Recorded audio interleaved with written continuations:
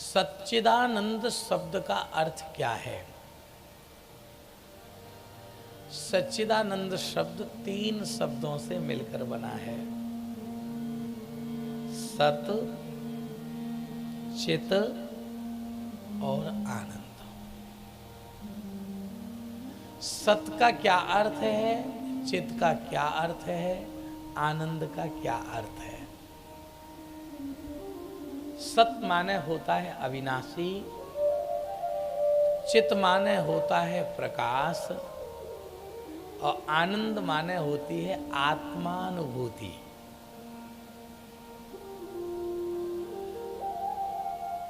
पूज्य रामचंद्र डोंगरे बाबा ने लिखा है, रूप सत चित और आनंद के मधुर रस से सने विश्व की उत्पत्ति का कारण स्वयं जो हरि बने।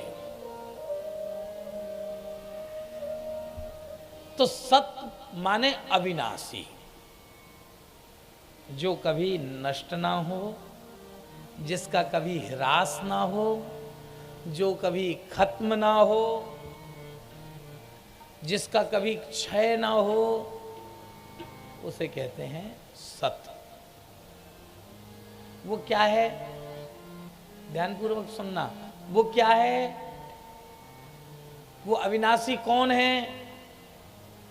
वो अविनाशी हैं श्री जगन्नाथ प्रभु। वो अविनाशी हैं श्री ठाकुर जी। सत्य माने अविनाशी, सत्य का कभी ह्रास नहीं होता। सत्य भी ठाकुर जी का रूप है। सत्य माने सत्य, सत्य कभी नष्ट नहीं होता। और उनको हम सत्य इसलिए कह रहे हैं क्योंकि घर में हम एक कथा कराते हैं, उसका नाम है सत्यनारायण की कथा। तो नारायण का क्या नाम है इसमें? सत्य। सत्य अविनाशी है, नारायण अविनाशी है, नारायण सत्य है, इसलिए वह अविनाशी है। वही सत्य है, वही सत्य है, वही नारायण है, वही जगन्नाथ है। अंतर नहीं है। अब बारी आती है चित्त की। चित्त किसे कहते हैं? बोले चित्त माने होता है प्रकाश। हमें प्रकाश कौन देते हैं? कौन देते हैं? बोलिए। ऐसे नहीं बोला जाता सूर्य, नहीं। भगवान भुवन भास्कर सूर्य नारायण।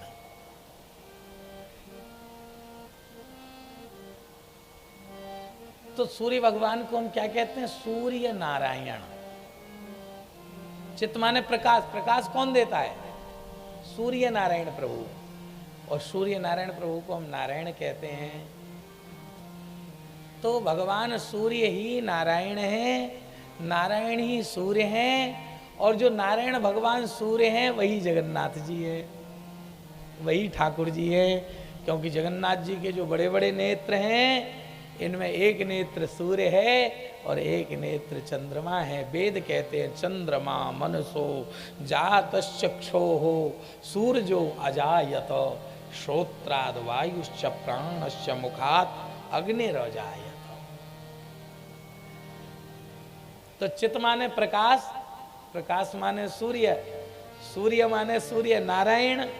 जो सूर्य नारायण है वही जगन्नाथ भगवान है, वही भी नारायण है। तो सत माने भी श्री जगन्नाथ प्रभु और चित माने भी श्री जगन्नाथ प्रभु। अब तीसरी चीज देख लो। तीसरी चीज है आनंद। आनंद किसे कहते हैं? देखिए यहां समझ लेना, आनंद और सुख दोनों में भेद है। सुख अलग है, आनंद अलग है। हम प्रायः सुख को ही आनंद मान लेते हैं, पर आनंद और सुख दोनों में अंतर है सज्जनों माताओं। सुख इंद्रियों का विषय है और आनंद आत्मा का विषय है। ऐसे समझिए, सुख इंद्रियों का विषय है, आनंद आत्मा का विषय है।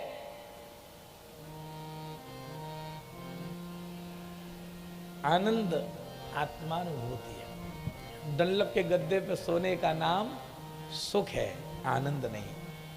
एसी कमरे में सोने का नाम सुख है, आनंद नहीं। ठंडा ठंडा जल मिल जाए गर्मी में तो कहे आनंद आ गया, नहीं, सुख है, आनंद नहीं है। बढ़िया चकाचक, यहाँ उड़ीसा में तो वो चलता है छैना का रसगुल्ला, रोशुगुल्ला है, वो खाने को मिल गया, चमचम खाने को मिल गई, और वो क्या कहते हैं, छैना पौड़ा खाने को मिल गया है, कहा साहब आनंद आ गया। नहीं, वो इंद्रियों का सुख है, जीव का सुख है, उसे हम आनंद नहीं कह सकते। महाराज जी, हम जो बता रहे हैं सबको आप काट दे रहे हो, सब सुख है, तो फिर आनंद क्या है? आपके अंदर प्रश्न उठ रहा है, आनंद किसे कहते हैं? बता दें आनंद किसे कहते हैं। सुनिए, आप जगन्नाथ जी की लाइन में लगे हैं, दर्शन करने लगे थे, जब लाइन में लगे होंगे तब नहीं लगा होगा, लेकिन जैसे ही एक आध 2 घंटा मेहनत करके लाइन में लग के जब आप जगन्नाथ भगवान के सामने पहुंचे होंगे मंदिर में, जब आपने दोनों भुजाएं ऐसे पसारी होंगी भगवान के सामने, उस समय थोड़ी देर के लिए जगन्नाथ जी का दर्शन जब आपने किया होगा तो रोम रोम खड़ा हो गया होगा, आपकी आंखों से अश्रुपात होने लगे, आपके मुख से शब्द नहीं निकल रहा होगा भगवान को देखते ही, यद्यपि धक्का मुक्की होती है वहां बहुत। तो आनंद क्या है? ध्यानपूर्वक सुनना, कथा सुनते सुनते, ठाकुर जी का दर्शन करते करते, ठाकुर जी की लीलाओं का स्मरण करते हुए, ठाकुर जी की लीला कथा के स्मरण के साथ गुरु चरणों के आश्रय में जब कभी कभी आपका रोम रोम रोमांचित हो उठे, आंखों से स्वताई प्रेम शब्दों में नहीं आवे, आंखों के माध्यम से प्रेम अश्रुपात बनकर के बहने लगे, अश्रु बनकर के बहने लगे हैं, और मुख से शब्द ना फूटे, मुख से शब्द ना निकले। जब ऐसी परिस्थिति को आप प्राप्त हो जाओ तो समझ लेना आपने आनंद स्वरूप परमात्मा का दर्शन किया है। जगन्नाथ प्रभु आपके समक्ष होकर गए हैं, जगन्नाथ प्रभु आपके ऊपर कृपा कर गए हैं, यह मान लीजिएगा।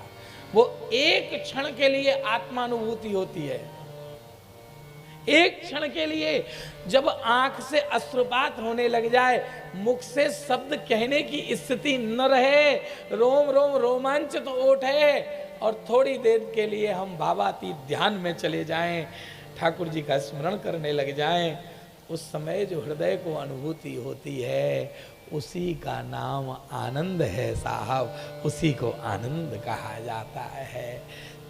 वो आत्मा से संबंधित है, उसका संबंध आत्मा से है, इंद्रिय से नहीं है, ध्यान देना है। तो जिसका संबंध आत्मा से हो वही आनंद है। अब तो नहीं बोलते लोग, लेकिन जो पुराने व्यास हुआ करते थे, जो पुराने कथाकार होते थे, वो एक जयकारा लगाया करते थे। वो जयकारा क्या लगाया करते थे? बोले आनंद कंद भगवान की जय।